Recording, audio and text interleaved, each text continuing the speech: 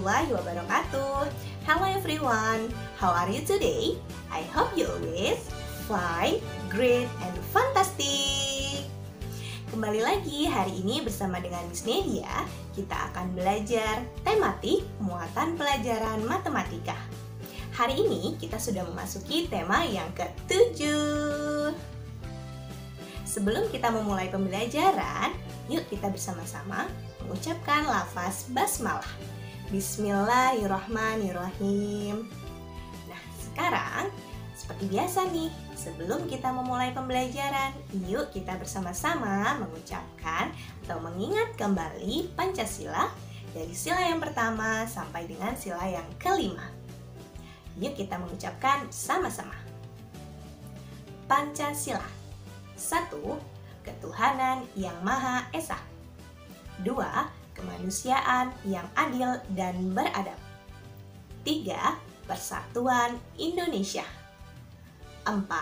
Kerakyatan yang dipimpin oleh hikmat kebijaksanaan dalam permusyawaratan perwakilan. 5. Keadilan sosial bagi seluruh rakyat Indonesia. Nah, teman-teman grade 3, siapa di antara kalian yang suka makan tempe goreng? Miss Nedia suka sekali dengan tempe goreng. Tapi tahukah kalian bahwa tempe merupakan salah satu hasil teknologi pangan yang terbuat dari kedelai? Ternyata tempe, tahu itu merupakan salah satu hasil teknologi pangan yang terbuat dari kedelai loh. Nah, kalian pernah tidak memperhatikan bagaimana sih bentuk tempe? Seperti ini. Bisakah kalian melihat bagaimana permukaan tempe tersebut? Bentuknya seperti apa sih? Ternyata bentuk permukaan tempe itu bermacam-macam loh teman-teman. Ada yang persegi panjang, ada yang segitiga, dan ada juga yang bentuknya persegi. Seperti ini. Nah teman-teman, permukaan tempe ini berbentuk suatu bangun datar yaitu persegi. Tahukah kalian berapa luas permukaan tempe ini? Nah, ukuran yang menentukan besar dan kecilnya suatu permukaan bangun datar disebut dengan luas. Masih ingatkah kalian? Minggu yang lalu kita telah belajar bagaimana cara mencari luas suatu bangun datar dengan cara menghitung jumlah persegi satuannya. Adakah yang masih ingat? Coba perhatikan gambar berikut. Berapakah luas dari bangun datar tersebut? Kita hitung ada berapa persegi yang menyusun bangun datar tersebut. Ada 1, 2, 3, 4, 5, 6, 7, dan 8. Maka, luas bangun datar tersebut adalah 8 persegi satuan. Coba sekarang bandingkan dengan gambar berikut. Berapakah luas bangun datar tersebut? Kita lakukan dengan cara yang sama. Hitung ada berapa persegi yang menyusun bangun datar tersebut. 1, 2, 3, 4, 5, 6, 7, dan 8. Maka, luas bangun datar tersebut adalah 8 persegi satuan. Kalau teman-teman perhatikan, bangun datar yang pertama dengan bangun datar yang kedua memiliki bentuk yang berbeda.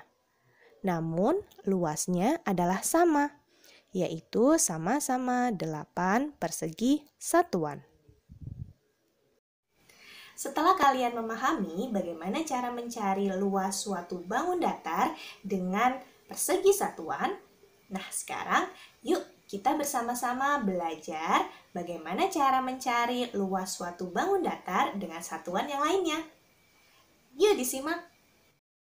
Gambar yang berwarna biru itu adalah 1 persegi satuan, sedangkan yang berwarna merah adalah 2 segitiga satuan, yang dimana keduanya adalah sama. 1 persegi satuan itu sama dengan 2 segitiga satuan. Coba kalian perhatikan contoh berikut ya. Kita akan menghitung berapa sih luas dari bangun tersebut. Nah, bangun ini disusun oleh 3 persegi satuan. 1, 2, dan 3. Kemudian disusun juga oleh 2 segitiga satuan.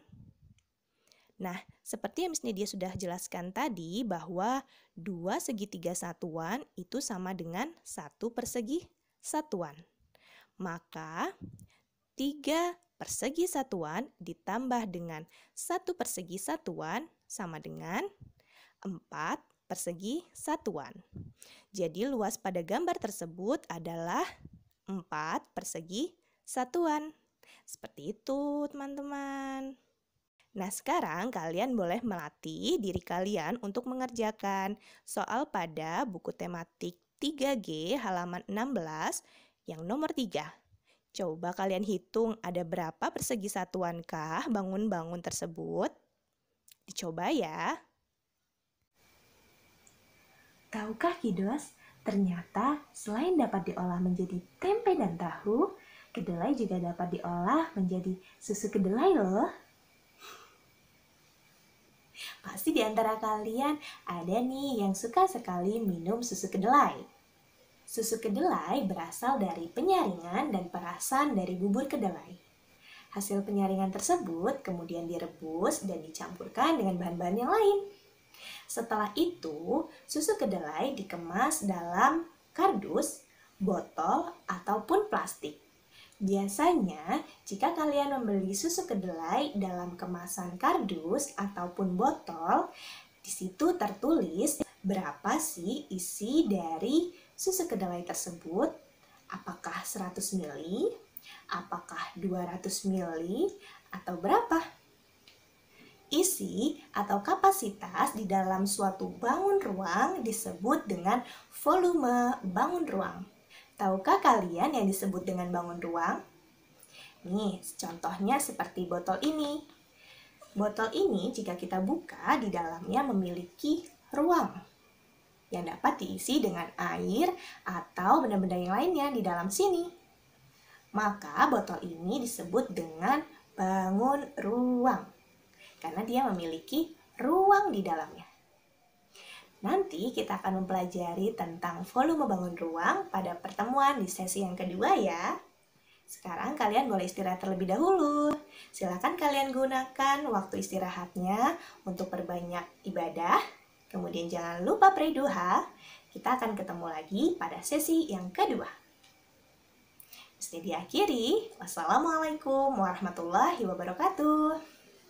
Bye-bye.